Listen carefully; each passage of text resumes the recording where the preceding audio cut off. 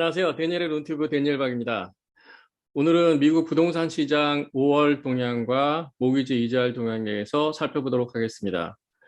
중간에 좀 어려운 시장이긴 하지만 그래도 좀 낮은 이자율에 모기지를 받을 수 있는 프로그램들 또 방법들 소개해 드리려고 합니다. 끝까지 시청해 주시기 바랍니다. 그럼 바로 시작하겠습니다. 5월달, 2022년도 5월달 지금 미국 부동산 시장 어떻게 가고 있을까요? 시장이 쉽지 않습니다. 그렇지만 4월보다는 조금 인벤토리가 늘어난 상황이고 모기지 이자율도 약간 낮아졌습니다. 그렇지만 인벤토리가 워낙 적다 보니 부동산 가격은 떨어지지 않고 있고요. 계속 높은 가격대를 유지하고 있는 것이 현실입니다. 그러면 지금 남아있는 인벤토리가 어느 정도 될지 한번 비교해 보도록 하겠는데요. 작년하고 또 재작년 2019년까지도 한번 비교를 해보도록 하겠습니다. 지금 남아있는 인벤토리는 대략 32만 4천 정도가 되는데요. 작년하고 비교해 보면 거의 비슷한 수준을 유지하고 있습니다. 작년에 한 34만 4천, 2021년 5월 달을 얘기하는 것이죠. 2020년도는 72만 4천 정도의 인벤토리였고 2019년은 93만 8천 정도의 인벤토리를 가지고 있었습니다. 이제 그 정도 인벤토리는 돼야지 수요와 공급이 어느 정도 밸런스를 유지해서 가격대가 어느 정도 유지가 될 텐데 지금은 터무니없는 그 공급의 부족으로 인해서 현재 부동산 가격이 떨어지지 않고 있는 것이 현실입니다.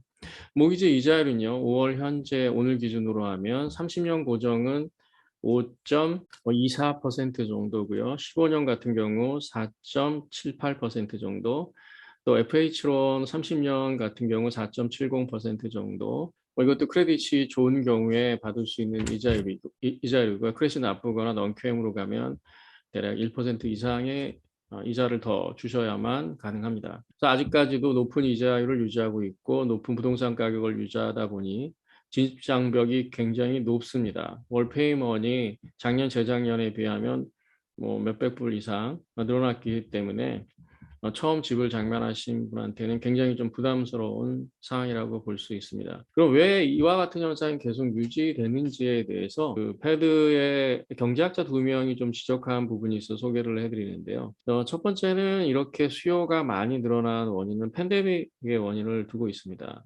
팬데믹을 통해서 재택근무, 워크프롬 홈이 많이 늘어나면서 주택에 대한 수요가 굉장히 폭발적으로 늘어났다는 것이고요.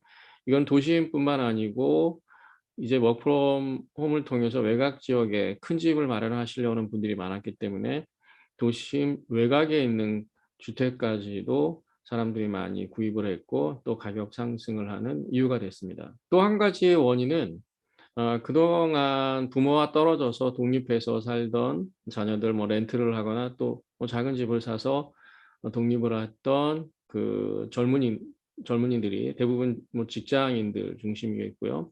또 학생들도 있을 것입니다.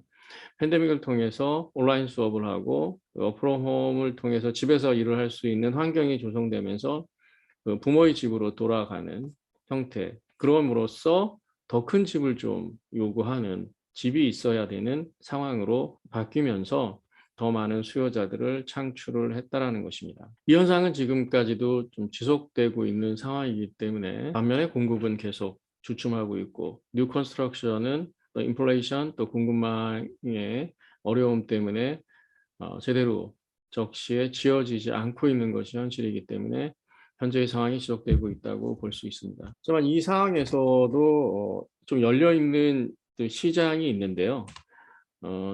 보다 좀 낮은 이자율로 모기지를 받기 원하신다면 물론 몇 가지 자격 조건이 필요하겠지만 특히 62세 이상 내지는 55세 이상이 되신 분들은 그 리버스 모기지를 활용하시는 것도 좋은 방법입니다.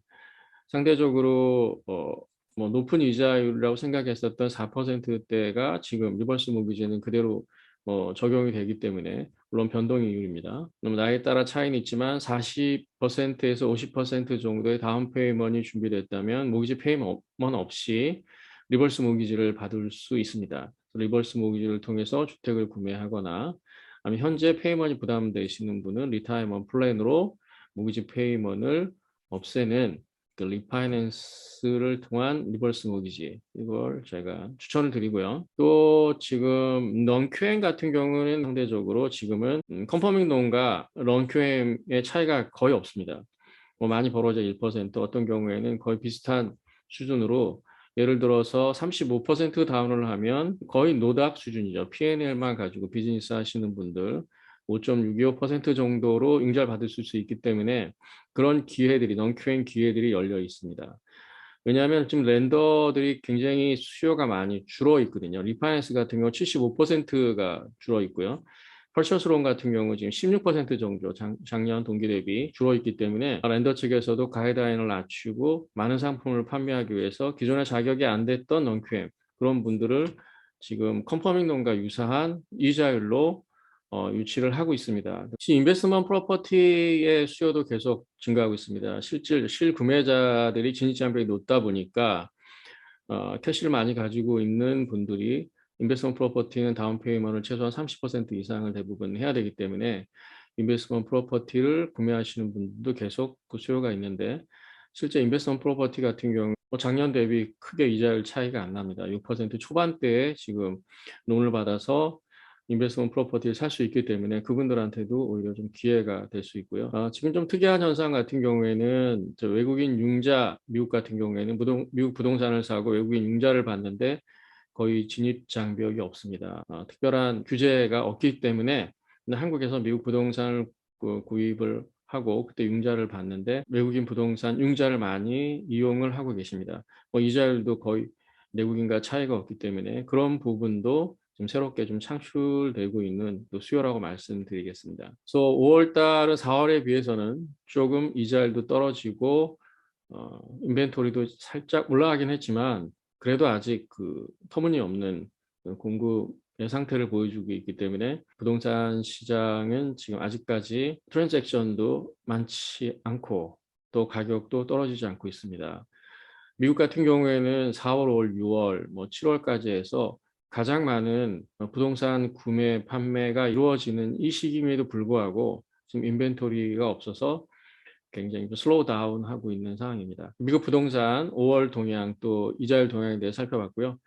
또 다음 달에 또 6월 동향에 대해서 또 살펴보도록 하고 계속해서 좋은 프로그램이든지 좋은 뉴스 있으면 영상을 통해서 찾아뵙도록 하겠습니다. 감사합니다. 데니엘의 논튜브였습니다.